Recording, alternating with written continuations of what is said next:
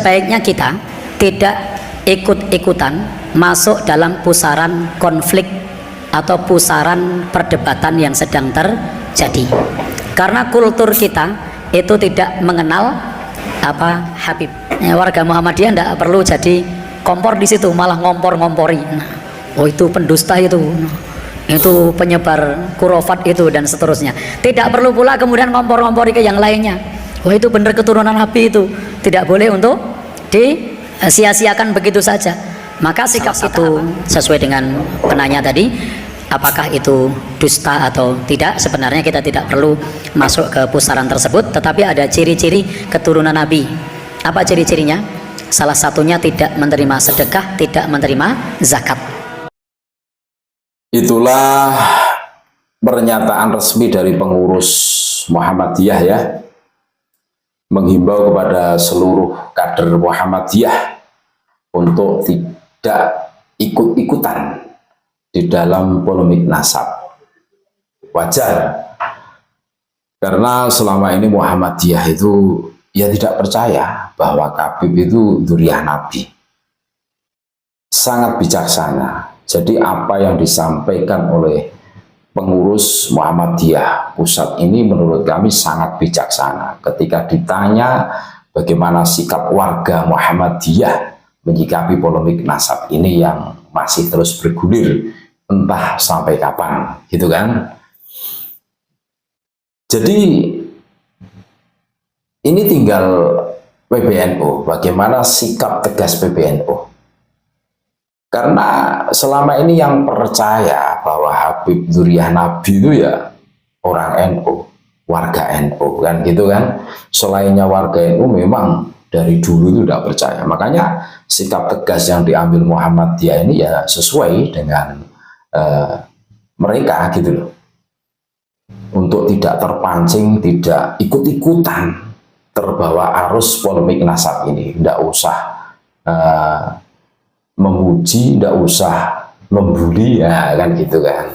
Seumpama ada Habib yang dawir, tidak usah, itu palsu, tidak usah ikut-ikutan seperti itu. Itu pesannya Muhammadiyah. Dan untuk yang baik ya jangan memuji, wah gitu. Jadi berimbang. Karena menurut Muhammadiyah, pengurus Muhammadiyah ini, mereka itu bisa dideteksi. Iya, cara mendeteksinya apa? Yang namanya dzurriyyah Nabi itu suatu turunan atau terah yang sangat mulia, yang sangat suci, yang tidak boleh menerima sedekah, zakat itu tidak boleh, gitu. Iya, dari sini kita bisa menarik kesimpulan. Ngaku dzurriyyah Nabi, ngaku cucu Nabi, tapi kesana kemari isinya dawir dan dawir, bukan minta sedekah atau zakat lagi. Ini malah yang terjadi itu mengkondisikan sedekah dan zakat. Sabda baginda Nabi jelas, inna hadhil sodakoti awsahun nas la tahillu li Muhammadin wala li ali Muhammadin. Jadi sedekah itu kotoran manusia, tidak halal atau tidak boleh diterima oleh baginda Nabi dan keluarganya. Nah, Habib yang selama ini mengaku cucu Nabi, saudari-saudari, ini bukan hanya meminta tetapi mengkondisikan. Ini sesuai fakta yang terjadi di lapangan. Iya. Dan dawir itu, istilah dawir itu bukan isapan jempol, yang sangat meresahkan warga NU khususnya, karena yang percaya bahwa Habib dzurriyyah Nabi itu ya warga NU, selainnya NU seperti Muhammadiyah itu tidak percaya. Tidak percaya dari dulu. Makanya wajar Muhammadiyah itu kaya-kaya karena tidak pernah didawiri oleh Habib. Nah ini kan semakin terang benderang loh. Sesuai dengan yang disampaikan oleh pengurus Muhammadiyah di cuplikan video di atas, bahwa kita bisa mendeteksi seorang itu betul-betul dzurriyyah Nabi atau bukan. Itu kalau betul-betul mirangi saking sucinya nasabnya baginda Nabi, ini tidak berani menerima sedekah itu. la tahillu li Muhammadin wa la li ali Muhammadin. Jelas kan? Bukan malah mengkondisikan sedekah, dawir ke sana kemari. Justru kalau kita tarik kesimpulan, mereka itu jualan kebesaran sebagai zuriyah Nabi untuk mengkapitalisasi.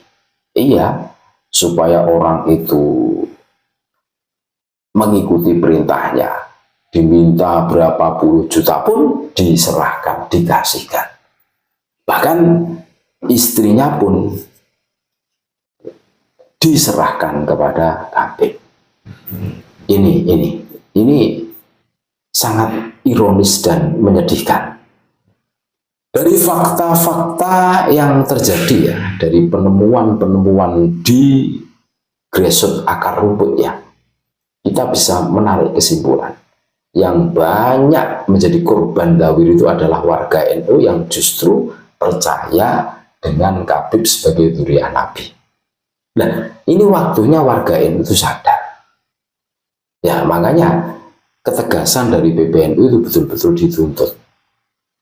Seumpama PBNU itu tegas dalam menyikapi polemik nasab ini kan, mengikuti kajian ilmiah yang dilakukan oleh Kiai Imad umpamanya, atau Habib yang mengaku sebagai cucu Nabi ini wajib tes DNA untuk memverifikasi umpamanya. Ini lebih menyelamatkan, lebih manfaat kepada warga NU. Gitu. Ini kasihan. Kami betul-betul kasihan melihat saudara-saudara kami yang dindawiri Habib itu. Bukan 100-200, ada yang puluhan juta kan. Yang banyak menjadi korban juga para kiai yang mempunyai pondok pesantren. Hari Senin jadwal dawir ke daerah A, Selasa daerah B. Itu saja. Makanya Habib itu pemalas-memalas, saudara-saudaraku. Iya, jarang yang bekerja keras banting tulang seperti pribumi kan, jarang. Sampai lembar-lembur, kalau pribumi kan seperti itu kan. Memang perilakunya itu jauh, adat kebiasaan pribumi dengan Habib itu jauh. Ya karena mengandalkan sebagai cucu Nabi, akhirnya mereka itu ya enak sih cari uang dengan cara jualan sebagai cucu Nabi. Banyak yang percaya, terlebih warga NU, kiai-kiai sepuh itu banyak yang percaya. Seumpama tidak dikasih ngamuk-ngamuk atau ngasihnya itu tidak sesuai dengan keinginan, pasti ngamuk-ngamuk, mendoakan jelek, mendoakan pondoknya tidak berkah seumpama mempunyai pondok. Dan ini seharusnya disikapi oleh PBNU sebagaimana pengurus besar Muhammadiyah tegas menghimbau kepada seluruh warga Muhammadiyah, kader Muhammadiyah, jangan larut dalam polemik nasab Habib ini. Nah, ini menarik. Ini sebagai iktibar buat kita semua. Kalau PBNU tegas, ini insya Allah lebih maslahat kepada warga NU. Terima kasih. Tetap NKRI harga mati, Nusantara milik kita.